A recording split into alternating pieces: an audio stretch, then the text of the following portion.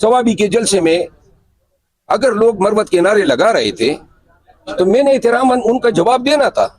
मेरा और ये पूरा पंडाल अगर मैं लाया था फिर तो पीटीआई में ही हुआ।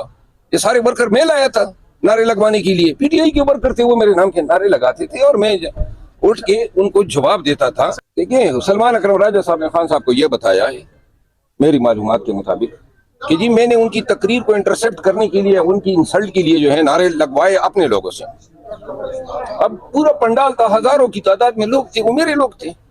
मैं तो एक वर्कर जो है उस पंडाल में लेकर नहीं गया, मैं तो इस्लामाबाद से गया था अपनी एक गाड़ी में और दो मेरे साथ गाड़ी में गार्ड्स थे।